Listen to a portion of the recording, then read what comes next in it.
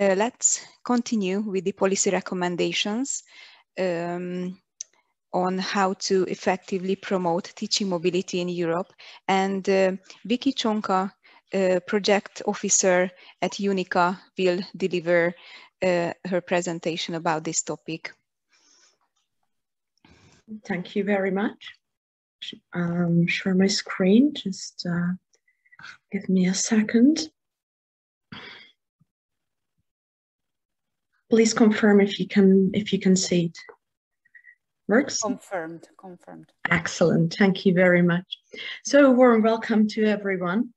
I will have the ungrateful role to deliver the last presentation today, but I can promise that it will not be very theoretical, and I will also rely on your active participation, so please keep your smartphone at hand.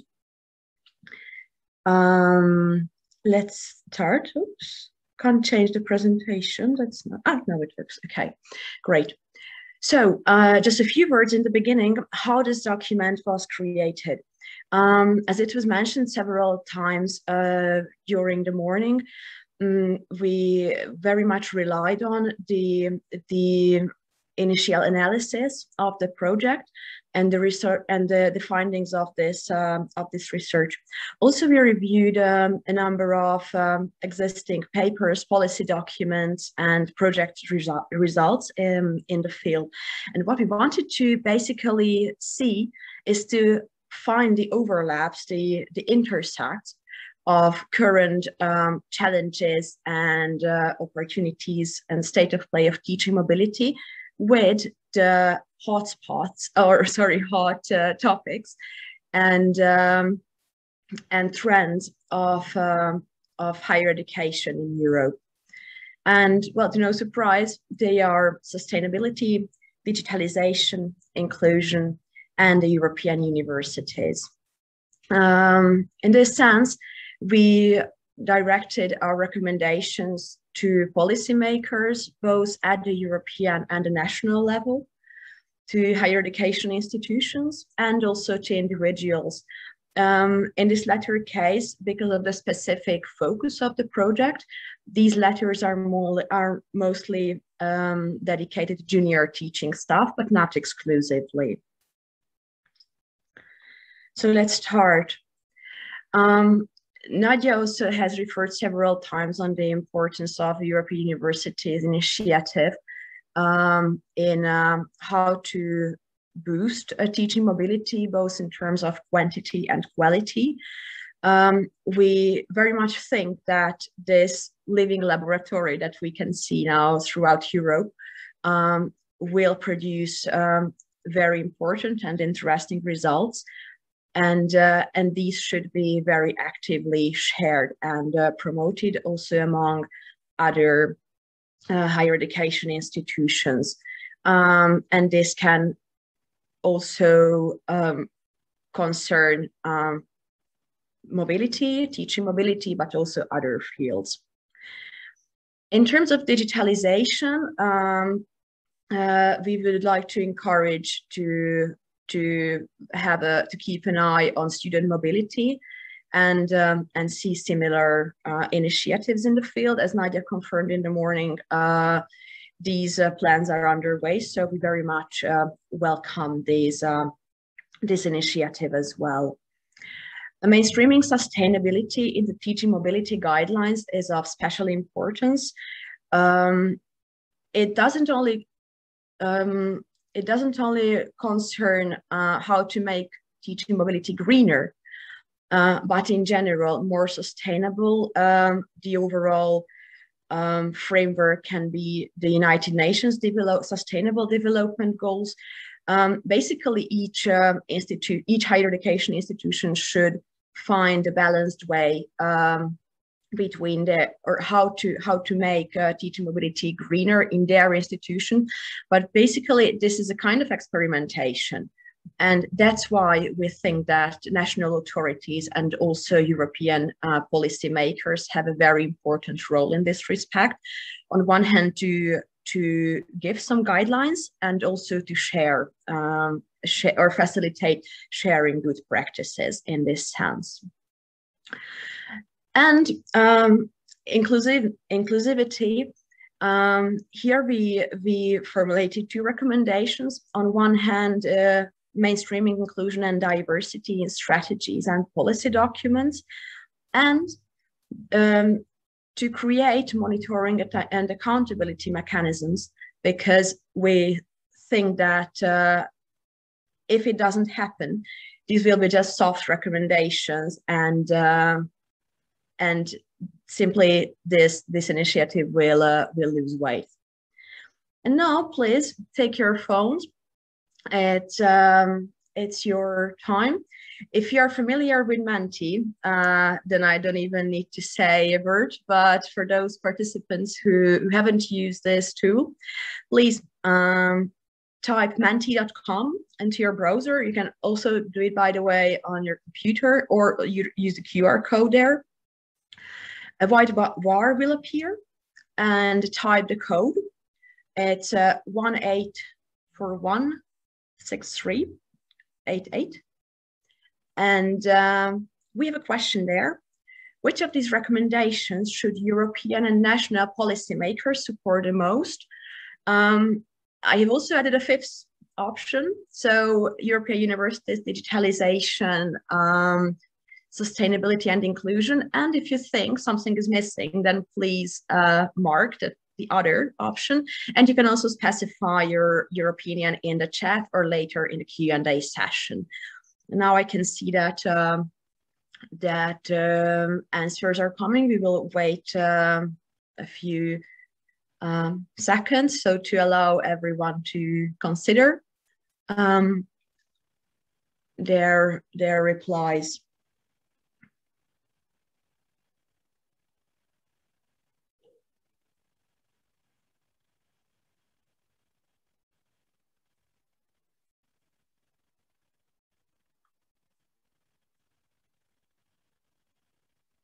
So we encourage you to express your opinion. Still, answers are coming in gradually. So now, yeah, around half of the participants have sent their feedbacks. Still, we can wait a few seconds. Okay, now it seems that it's tab. So sustainability is leading, followed by digitalization.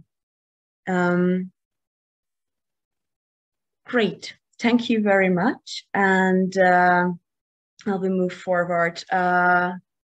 Keep the smartphone close to you, because I will come back with further questions.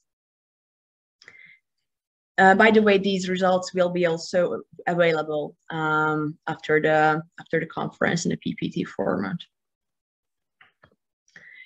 Okay, and now the recommendations for higher education institutions.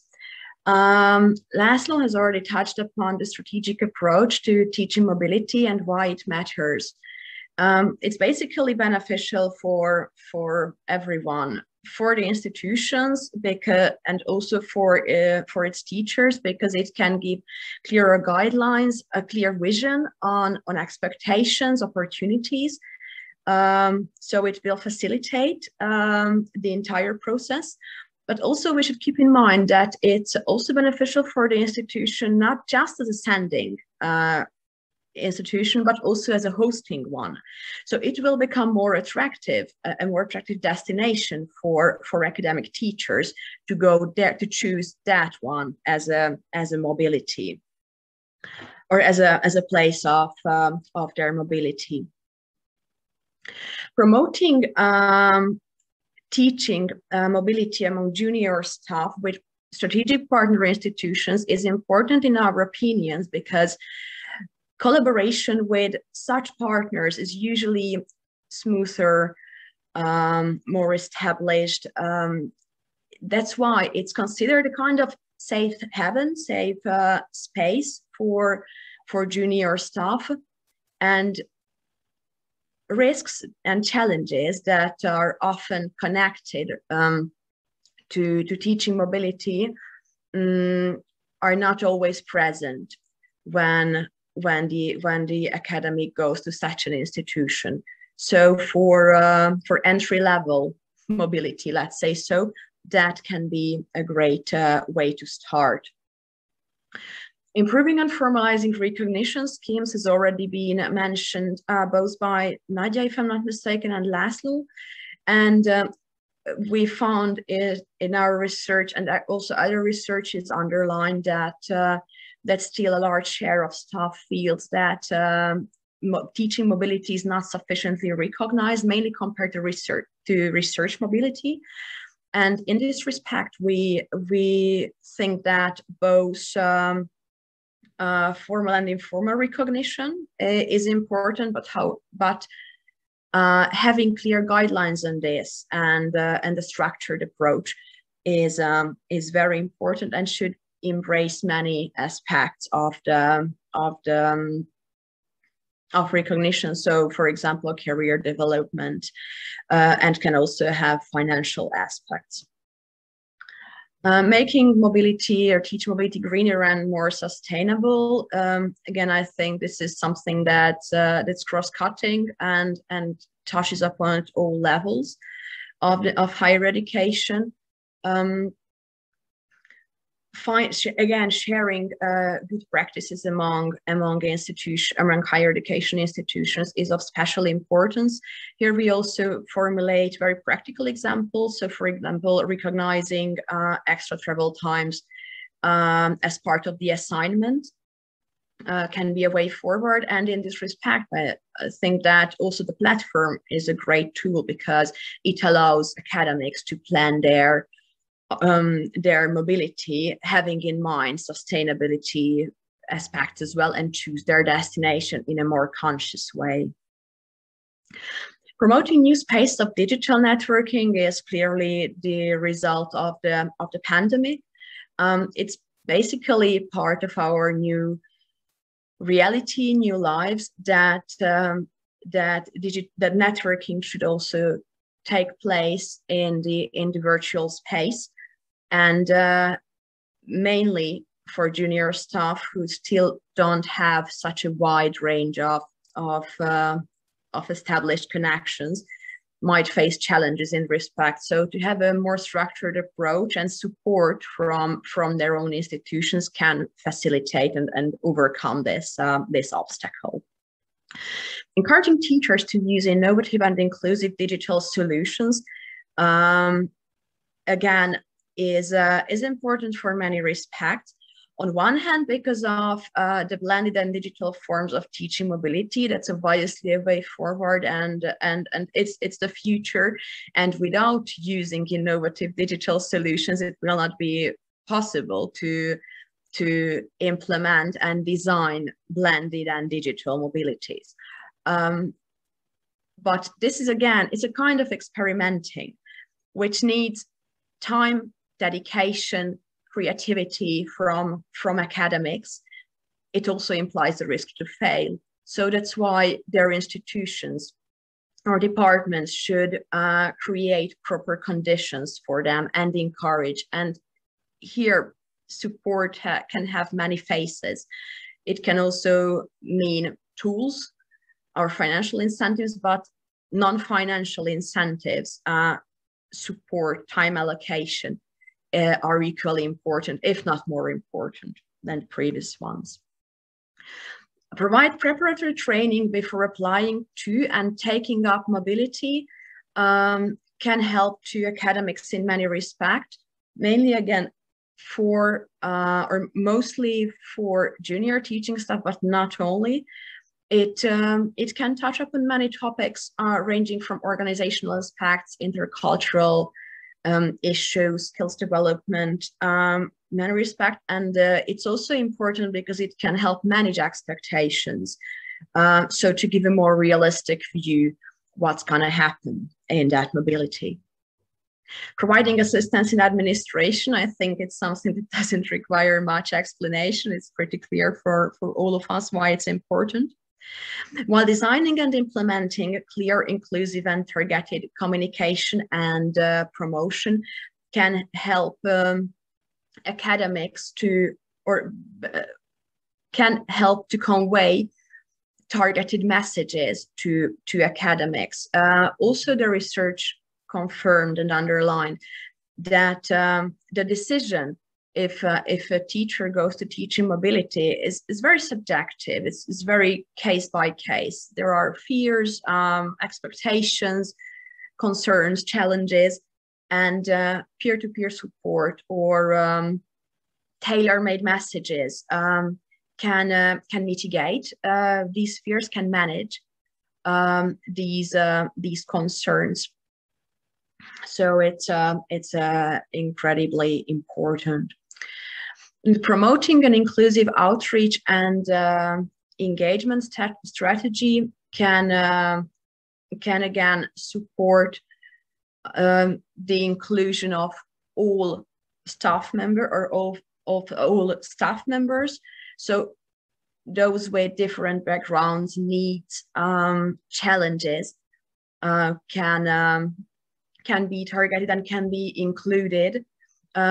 In this sense, also to highlight targeted support is important and give information about that. And the second part of this recommendation is about inclusive and teaching and learning environment, which means how teachers themselves can become inclusive when they interact with their students, how they can create an inclusive teaching and learning environment while on mobility, but it's obviously equally important at home as well. And now it's your turn again. Wow, there are already, you were faster than I was. Okay, excellent. So the question is, which areas should your higher education prioritize to take action? And you can choose 2 options. And we are eager to see your opinions.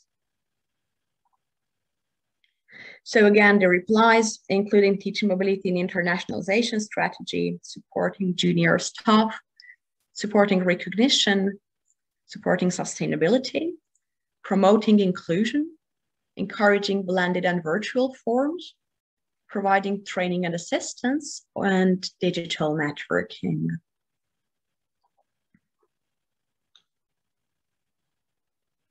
So the latter 2 are basically are together in the aspect promote inclusion. So because otherwise it would have been too many responses. Okay, it still seems that recognition is an issue. It's anytime we have an event or we conduct research, it's there.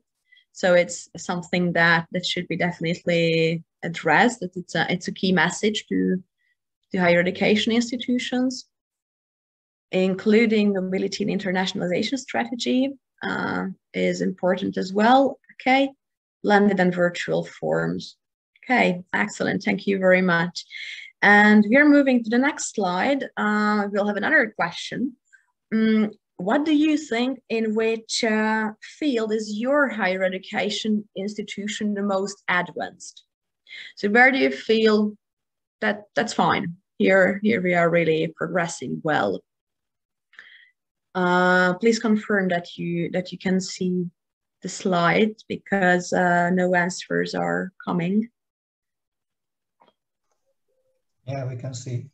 Okay, great. Okay, it just then takes time to consider. Thank you. Okay, now, yeah, answers are coming in. And here I deleted some of the options, so to have a more focused vision. So again, the answer are the options: supporting junior staff, recognition, sustainability, inclusion, blended and digital mobility, training and assistance, and digital networking. So where is your institution the most advanced? In which of the 2 fields?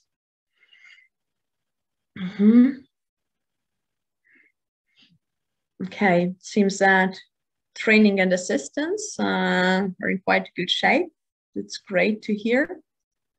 Encouraging blended and digital mobility. That's, to me, but it's a surprise, and it's great. I guess 2 years ago it wouldn't have been the case, but we have learned a lot and advanced a lot over the last 1.5 years or past year. Excellent, very good, thank you. Okay, let's move to the next slide. Finally, I will tell you a few words about the recommendations for individuals. Let's start with a very simple and evident one: expanding your network. No need to say that the new platform is an excellent tool for that. Getting prepared to the mobility experience and starting to develop relevant skills is incredibly important, and it can't be started soon enough. So it really takes time to build up your confidence, to develop your intercultural skills, or simply understand which skills you should develop. That might need some time. Strongly related to, or closely related to this, are language skills. No need to explain why. And equally important is in a 21st century, in a global and international world, or simply in Europe, to foster an inclusive and intercultural mindset. This is a message for rather senior staff members, so please support your junior colleagues in finding mobility opportunities. Meanwhile, the next recommendation is definitely for everyone. You can and you should plan your courses in advance, and for this we are proposing a method called constructive alignment. You can find the link in the policy paper, but it's actually part of the quality impact tool that Laszlo presented. It's basically about how to build up your course in a conscious way, bearing in mind the intended learning outcomes, the learning activities, and feedback and evaluation. So please have a look if you are interested. Creating a course portfolio, again, can be important and relevant for any teacher, disregard to the level of seniority. It's rather a long-term strategic tool. Basically, it helps you to have an overview and keep track what you did, what kind of tools, methods you applied over the last years, and you can look back, revamp them, recycle them, use them again. So more again, you can find in the paper. Getting to know your students begins ideally already before the mobility, at least in terms of intercultural issues, what you can expect at that university or at that city culturally. And again, also it's good to talk about this with your peer, with your host, before you take up the mobility, but also when you arrive there and start delivering your classes. An intercultural understanding inventory can be of great help, but again, you should be aware of what kind of questions you ask, and be aware of what the cultural norms are in that given country. And last but not least, getting useful feedback from students is especially important, and it's part of is part of the teaching mobility, because not only preparation and implementation phases are important, but equally important is the follow-up. So if you would like to know more, then please add this reading to your summer list. And as a last question, I'd like to ask you to share your views.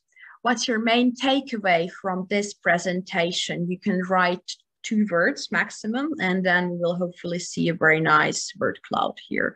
So think about what was the most interesting or relevant idea you heard. We'll wait a few seconds because it might, it can take a bit of time to type. Now let's start reading the answers because I don't want to influence others who are still thinking a bit.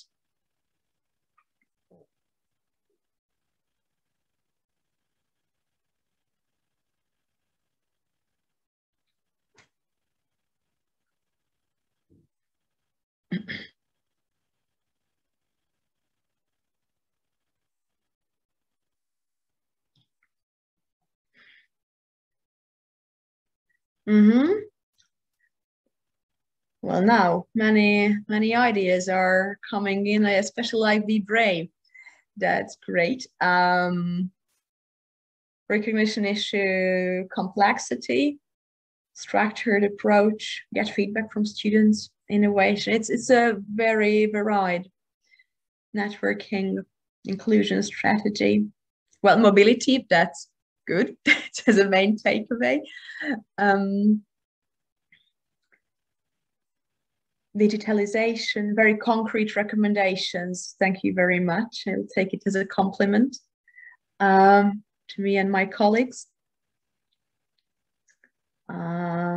Still a few responses are coming. Involvement, cooperation, useful, great. Happy to hear it. Engagement, clarity. Okay, I think then we are at the end. So thank you very much for your attention. And please, if you have any questions, go ahead and we are happy to respond to that.